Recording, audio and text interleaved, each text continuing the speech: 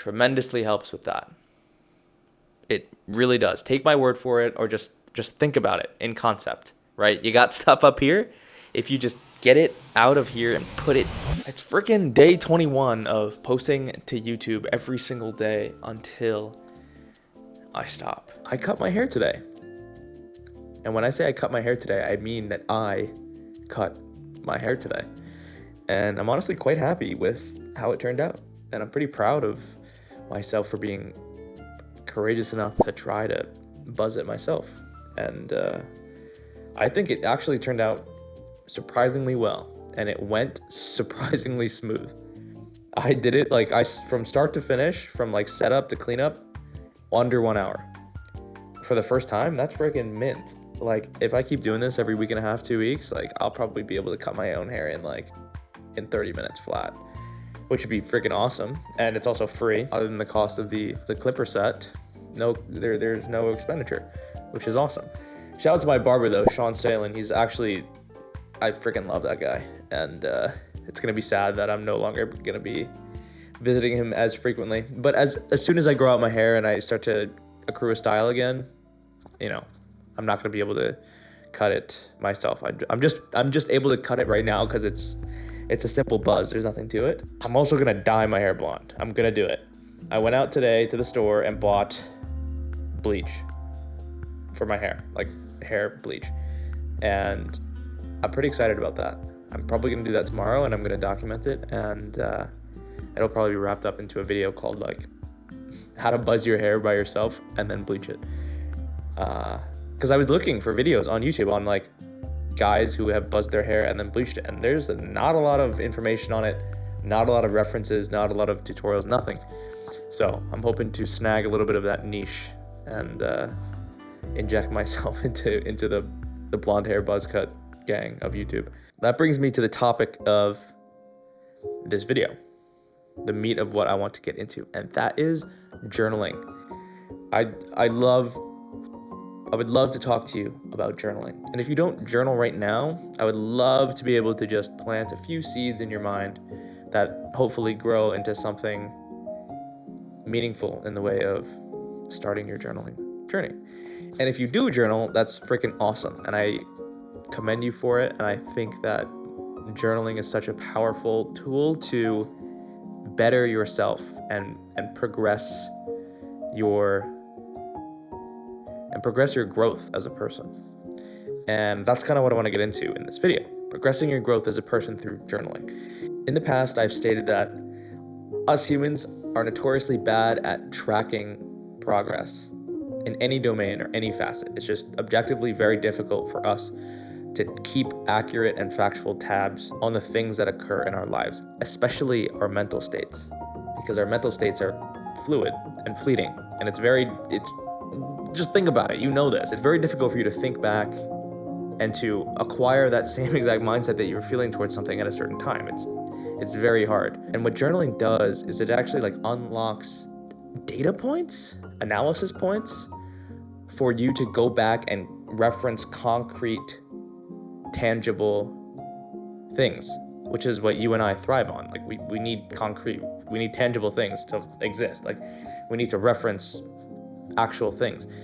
And it's interesting how people, myself included for the longest time, go about their daily lives without accruing any sort of reference or data points on how they're doing. They're not tracking their mindsets, they're not tracking their activities, they're not tracking their beliefs towards anything, they're not tracking their emotion sets towards people or things. I don't think that that's our default set to want to track all that, but I'm in the business of becoming hyper efficient as a person so that I can acquire and achieve all that I desire in this world. And a part of that is being efficient with the data that I track. I don't want to sound like I'm being a freaking hyper analytical person when it comes to this, because I'm not. I just simply see journaling as a really, really, really solid reference point to look back on certain mindsets and take note of the growth that has or hasn't occurred. It's basically just timestamps in your life. It's exactly like progress pictures, like in reference to the gym.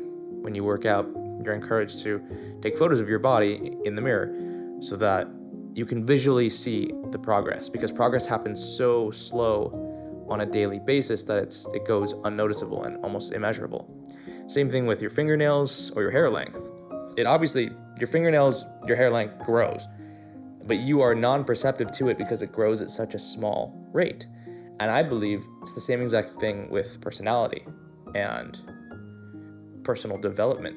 It grows at such a slow rate that it's imperceivable to you. And what journaling does is it unlocks that perceivability. That's an interesting point. Journaling unlocks the perceivability of your growth. So that's one benefit, major benefit that I love it for. I do reference some of my old writings on a semi-frequent basis, which is fantastic. The second benefit that I have found when it comes to journaling is the fact that it allows me to clear my mind right before I go to sleep. So I personally have chosen a regimen of journaling right before I go to sleep. Like, it is the last thing that I do during my days before I close my eyes and go to sleep. And what it does is, in the past, I've notoriously had trouble falling asleep because I have a hyperactive mind at night, and I constantly used to think and overthink and dance around thoughts and, have conversations in my head and have arguments in my head, have debates and have, try to think this through and think that through and everything like that. And I would do that as my eyes were closed, head on the pillow, trying to fall asleep, And this is when I was either back in school or at work, and I had things to do in the morning. Like, I had to be up early. I couldn't afford to be lying there tossing and turning for an hour or 2 hours.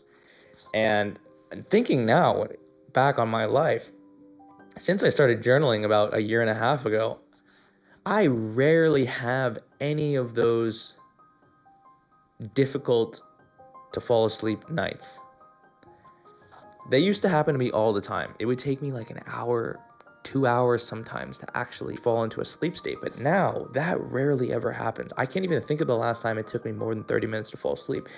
And I have acquired really good sleep hygiene habits right now, which can definitely attribute to me falling asleep faster. However, I definitely attribute journaling right before I go to sleep massively to the success of my ability to fall asleep quickly. And I want to get into why that happens. It's because when I journal, I do something called bullet journaling. I essentially just recap my day in bullet formation. Anything of note that happens in my day, I recount it in bullet formation. And then I do a sub-bullet of statements or emotions that I would like to make about that bullet. So, for example, had coffee with a friend today. That would be my bullet. A sub-bullet would be, we had really good conversation about creating content. We had really good conversations about being an entrepreneur. I learned that I really appreciate and value in-person communication.